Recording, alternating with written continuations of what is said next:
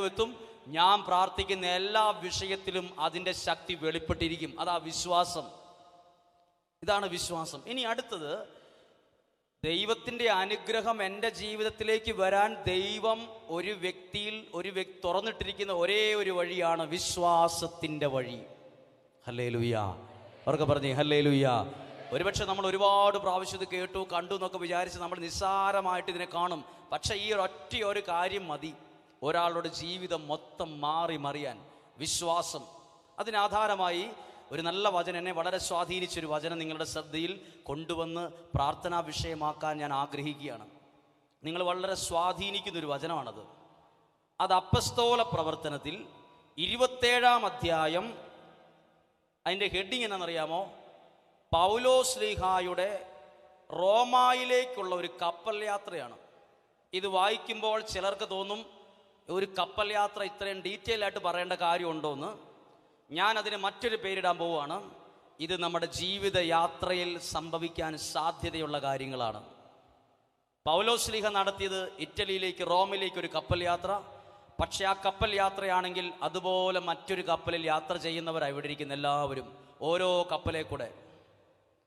ഈ കപ്പൽ യാത്ര തുടങ്ങുമ്പം അലക്സാണ്ട്രിയയിലേക്ക് പോകുന്ന ഒരു കപ്പലിൽ ഈ പൗലോസ്ലീഹ എല്ലാവരും കൂടെ കയറിയതിനു ശേഷം പ്രാർത്ഥിച്ച പൗലോസ്ലീഹ കപ്പലിലുള്ളവരോട് പറഞ്ഞു, ശ്രദ്ധയോടെ കേൾക്കണം, പ്രാർത്ഥനയുള്ള പൗലോസ്ലീഹ കപ്പലിലുള്ളവരോട് പറയുവാണ്, ഈ യാത്ര നമുക്ക് ഗുണകരമാകാൻ സാധ്യതയില്ലെന്ന് കർത്താവ് എന്നെ കാണിക്കുന്നു. ഒരു മെസ്സേജ്. നമ്മൾ കൗൺസിലേഴ്സിൻ്റെ അടുത്ത് പോകുമ്പോൾ ചിലപ്പോൾ പ്രാർത്ഥിച്ചിട്ട് മെസ്സേജ് പറയില്ലേ, അതുപോലെ പൗലോസ്ലീഹ ഒരു മെസ്സേജ് പറഞ്ഞു. ആരും അത് കൂട്ടാക്കിയില്ല, മൈൻഡ് ചെയ്തില്ല, അതൊന്നും വലിയ കാര്യമായിട്ട് എടുത്തില്ല. ഒന്നാമത്തെ ആത്മീയ ദൂത് പറയാം. ഒന്നാമത്തെ കാര്യം, നമ്മുടെ വീട്ടിൽ പ്രാർത്ഥനയുള്ള ചിലർ നമ്മളോട് ചിലപ്പോൾ പറയും, അത് വേണ്ട, അതൊന്ന് മാറി ചിന്തിക്കുന്നത് നല്ലതാവില്ലേ, ആരും ഇത് തള്ളിക്കളയരുത്. പ്രാർത്ഥനയുള്ള പൗലോസ്ലീഹ പറയുവാണ്, ഈ യാത്ര വേണോ? ഇതല്പം ദോഷമായിട്ടാണ് എനിക്ക് തോന്നുന്നേ. 27-ാം അധ്യായം 10-ാമത്തെ വാക്യം. ഇങ്ങനെ ഉപദേശിച്ചു പൗലോസ്ലീഹ, മാന്യരെ, നമ്മുടെ ഈ യാത്ര കപ്പലിനും ചരക്കിനും മാത്രമല്ല, നമ്മുടെ ജീവന് തന്നെ നഷ്ടവും അപകടവും വരുത്തുമെന്ന് ഞാൻ കാണുന്നു. ആരും ഇത് മൈൻഡ് ചെയ്തില്ല. ഹല്ലേലൂയ. ഒരു പക്ഷേ ഏതേലും ഒരു പ്രാർത്ഥിക്കുന്ന മനുഷ്യൻ വീട്ടിൽ വന്നിട്ട് നമ്മളോട് ചിലപ്പോൾ പറയും, നിങ്ങൾ ചെയ്യാൻ ആഗ്രഹിക്കുന്ന കാര്യത്തിൽ ഒന്നും കൂടെ ഒന്ന് നോക്കണം, വേറൊന്നും വേണ്ട. ചിലപ്പോൾ നമ്മുടെ വീട്ടിലെ 10 വയസ്സായ ഒരു കൊച്ചായിരിക്കും പപ്പായോട് പറയുന്നത്, അമ്മയോട് പറയുന്നത്, മമ്മി ആ സ്ഥലം വിൽക്കുന്ന കാര്യം നല്ലതാണോ? ചിലപ്പോൾ പ്രാർത്ഥനയുള്ള, കുഞ്ഞു ഹൃദയമുള്ള, വിശ്വാസമുള്ള 10 വയസ്സൊരു കൊച്ചായിരിക്കും മെസ്സേജ് പറയുന്നത്. വേറൊരു കാര്യം കേൾക്കണം, പ്രാർത്ഥനയുള്ള ഒരു മനുഷ്യൻ ആരെങ്കിലും നിങ്ങളോടൊരു മെസ്സേജ് തന്നാൽ അത് നിസ്സാരമായി തള്ളിക്കളയരുത്. അതിനകത്ത് എന്തേലും ഒരു ദൈവീക കാര്യങ്ങൾ ഉണ്ടായിരിക്കും. ഒന്നാമത്തെ കാര്യം. പറഞ്ഞേ ഹല്ലേലൂയ. അവർക്ക് പറഞ്ഞേ ഹല്ലേലൂയ. ഇവരാരും മൈൻഡ് ചെയ്തില്ല. ഇനി ഈ കപ്പലെ കയറി പോവുകയാണ്. കപ്പലെ കയറി യാത്ര തുടങ്ങുമ്പോൾ ഒരു കുഴപ്പവും ഉണ്ടായിരുന്നില്ല. ഒരു കുഴപ്പമുണ്ട്, സാധാരണ ഒരു കുഞ്ഞു കാറ്റൊക്കെ ഉണ്ടായിരുന്നുള്ളൂ. കുറച്ച് ദൂരം യാത്ര ചെയ്തപ്പോൾ 14-ാമത്തെ വാക്യം എഴുതിയിരിക്കുകയാണ്, വടക്ക് കിഴക്കൻ എന്ന് വിളിക്കപ്പെടുന്ന കൊടുങ്കാറ്റ് കരയിൽ നിന്ന് ആഞ്ഞടിച്ചു. എന്ത് ആഞ്ഞടിച്ചു? ഉറക്കെ പറയാമോ? കൊടുങ്കാറ്റ്. പൗലോസ്ലീഹ യാത്ര ചെയ്തിരുന്ന കപ്പലിന് നേരെ കൊടുങ്കാറ്റ് ആഞ്ഞടിച്ചു. ചില കൊടുങ്കാറ്റിന്റെ മുമ്പിൽ ഇരിക്കുന്ന 10 പേരേലും ഇതിനകത്ത് കാണും. ഏത്? ഇപ്പോൾ പോകുന്ന ജീവിതയാത്രയ്ക്ക് നേരെ ചില കൊടുങ്കാറ്റടിച്ച് വലിയൊരു ഭയത്തിന്റെ മുമ്പിലായിരിക്കും ചില ആളുകൾ ഇപ്പോൾ എന്നെ ദൈവവചനത്തിലൂടെ കേട്ടുകൊണ്ടിരിക്കുന്നത്. കൊടുങ്കാറ്റടിച്ചപ്പം അവർ ചെയ്ത ഒരു കാര്യമാണ്, ഇതിനെ എതിർത്ത് നിൽക്കാൻ കഴിയാതെ കാറ്റടിച്ച് ഈ കപ്പലിനെ ഏതോ ദേശത്തേക്ക് കൊണ്ടുപോയി. എവിടെയോ കാറ്റടിച്ച് കൊണ്ടുപോയി. കപ്പൽ ഏതോ വഴിക്ക് തിരിഞ്ഞു പോയി, റൂട്ട് തെറ്റിപ്പോയി, അടിച്ച് തെറിപ്പിച്ച് കളഞ്ഞു. കുറച്ചു കഴിഞ്ഞപ്പോൾ രക്ഷപ്പെടാൻ വേണ്ടി അവർ ചെയ്തത്, കപ്പലിൽ ഉണ്ടായിരുന്ന സാധനങ്ങൾ മുഴുവൻ എടുത്ത് വെള്ളത്തിലേക്ക് എറിഞ്ഞു. ചോദിക്കട്ടെ ഒരു ചോദ്യം, ആർക്കാ നഷ്ടമുണ്ടായത് ഈ യാത്രയിൽ? ദൈവത്തിൽ ആശ്രയിച്ച പൗലോസിനോ, ദൈവത്തിൽ വിശ്വാസം അർപ്പിച്ച പൗലോസ്ലീഹായ്ക്ക് വല്ലോ നഷ്ടമുണ്ടായോ? നഷ്ടമുണ്ടായത് ദൈവഹിതത്തിനെതിരെ പ്രവർത്തിച്ചവർക്കാ നഷ്ടമുണ്ടായേ.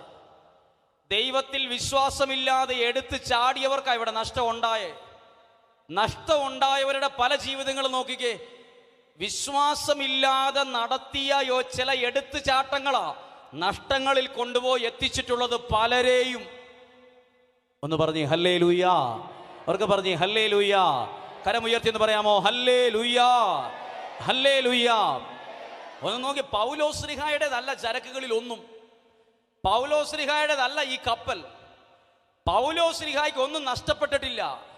കാരണം ദൈവത്തിൽ ആശ്രയിച്ച് ജീവിതം കൊടുത്തവനാ പൗലോസ്ലീഹ. പൗലോസ്ലീഹായ്ക്ക് ഒന്നും നഷ്ടപ്പെടാൻ ദൈവം സമ്മതിക്കത്തില്ല. വിശ്വസിക്കുന്നവർക്ക് ഒരു ആത്മീയ ദൂത് പറയാം. വിശ്വസിച്ച് ദൈവത്തിന് ജീവിതം കൊടുത്തവർക്ക് ഒന്നും നഷ്ടപ്പെട്ടു പോകാൻ സർവശക്തൻ സമ്മതിക്കില്ല. അതാണ് വിശ്വാസം. പറഞ്ഞേ ഹല്ലേലൂയ. പൗലോസ്ലീഹായ്ക്ക് ഒന്നും നഷ്ടപ്പെട്ടിട്ടില്ല. ദൈവത്തിൽ ആശ്രയിക്കാത്ത കുറെ പേർക്ക് കുറെ നഷ്ടമുണ്ടായി. ആരാ പേടിച്ചത് ഇവിടെ?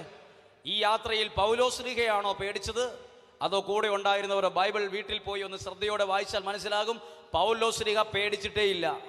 കൂടെ ഉണ്ടായിരുന്നവർ ജീവിതം അപകടത്തിലാകുമെന്ന് വല്ലാണ്ട് പേടിച്ചപ്പോഴാണ് ഈ പ്രവൃത്തി ചെയ്തേ. ദൈവത്തിൽ ആശ്രയിക്കുന്ന പൗലോസ്ലീഹ പേടിച്ചിട്ടില്ല. ദൈവത്തിൽ വിശ്വാസം അർപ്പിക്കുന്ന ഏതെങ്കിലും പ്രിയപ്പെട്ടവരെന്നെ കേൾക്കുന്നുണ്ടെങ്കിൽ, എത്ര വലിയ കൊടുങ്കാറ്റാഞ്ഞടിച്ചാലും നിങ്ങൾ പേടിക്കണ്ട. ഇപ്പൊ കപ്പൽ മുങ്ങും, ആൾ അപകടത്തിൽപ്പെടുമെന്ന് നിങ്ങൾക്ക് തോന്നിയാലും ഒന്നും സംഭവിക്കില്ല. വിശ്വസിക്കുന്നവൻ ഒരു കാലത്തും ലജ്ജിക്കാൻ ദൈവം സമ്മതിക്കത്തില്ല. പറഞ്ഞേ ഹല്ലേലൂയ. അവർക്ക് പറഞ്ഞേ ഹല്ലേലൂയ. അടുത്ത വാക്കാണ് ഇത്. കപ്പൽ യാത്രയുടെ മാത്രം, നമ്മുടെ ജീവിതത്തിൽ നമ്മൾ ഇന്ന് അഭിമുഖീകരിക്കുന്ന പ്രശ്നങ്ങളായത്. ഇത് കപ്പൽ യാത്രയുടെ കാര്യമായിട്ട് എനിക്ക് വായിക്കുമ്പോൾ തോന്നുന്നില്ല. ഇത് ഇന്ന് നമ്മൾ 2019 ജീവിച്ച് 2020 പ്രവേശിച്ച് ഇങ്ങനെ മുന്നോട്ട് നീങ്ങുമ്പോൾ നമ്മൾ ഫേസ് ചെയ്യുന്ന പ്രശ്നങ്ങളായത് മുഴുവൻ. കൊടുങ്കാറ്റ്, ആകെ നഷ്ടം, ആകെ ഭയം, പേടി. എങ്ങനെ ഇനി അടുത്തൊരു വചനം ശ്രദ്ധിച്ചേ, 18-ാമത്തെ വാക്യം.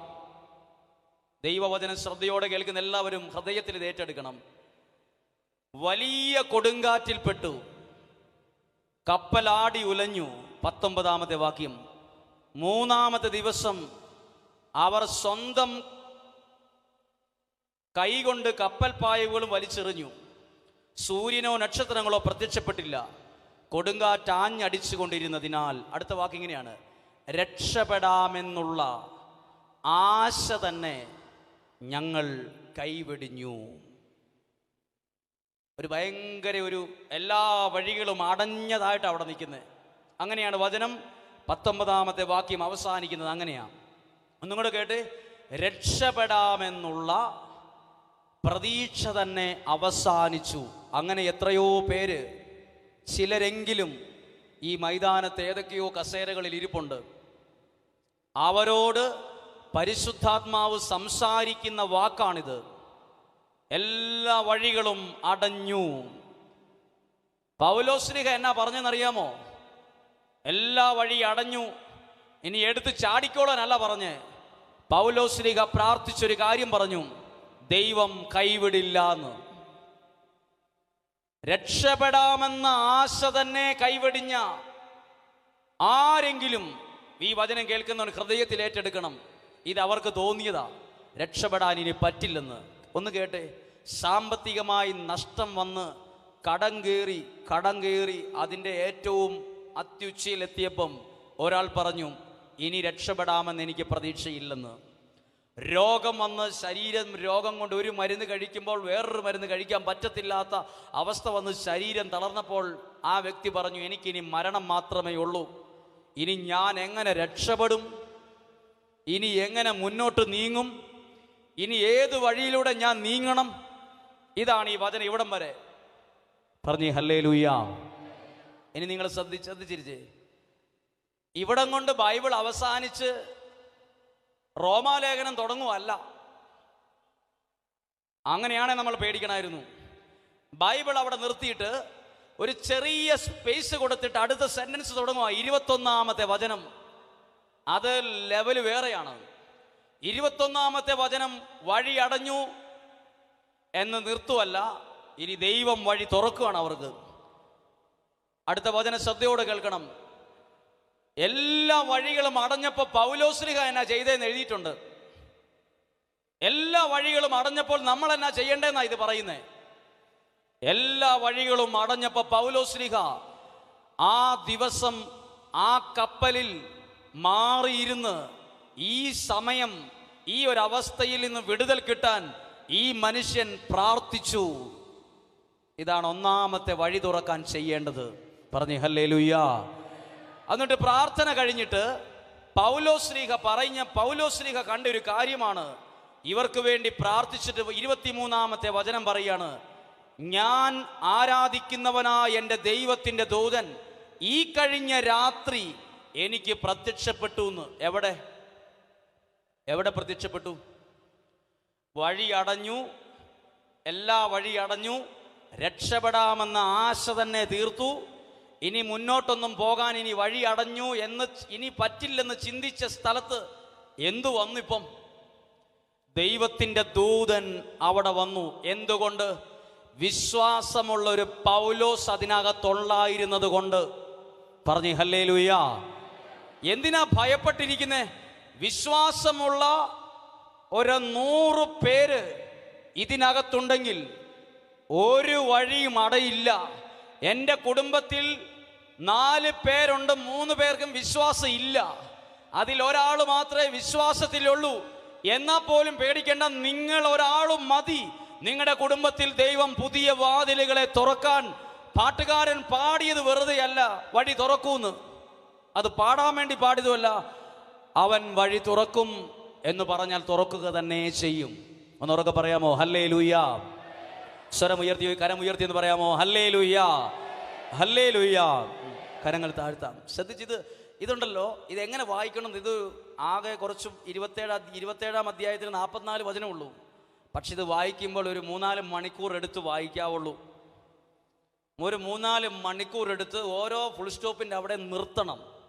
എന്നിട്ട് പേന കയ്യിൽ പിടിച്ച് വരയ്ക്കണം. കാരണം ഈ വചനത്തിലൂടെ ദൈവം കുറേ കാര്യങ്ങൾ നമ്മളോട് പറയും. പ്രതിസന്ധി വരുമ്പോൾ എന്നാ ചെയ്യണ്ടേ, രോഗം വരുമ്പോൾ എന്നാ ചെയ്യണ്ടേ, 4 വഴിക്ക് ഓടണോ, വല്ല സാധനങ്ങളൊക്കെ എടുത്ത് കടലിലേക്ക് എറിയുവാണോ ചെയ്യേണ്ടേ, എല്ലാ പ്രതീക്ഷയും പോയി എന്നും പറഞ്ഞ് കരയുവാണോ ചെയ്യേണ്ടത്, അതോ പ്രാർത്ഥിക്കുവാണോ ചെയ്യേണ്ടത്?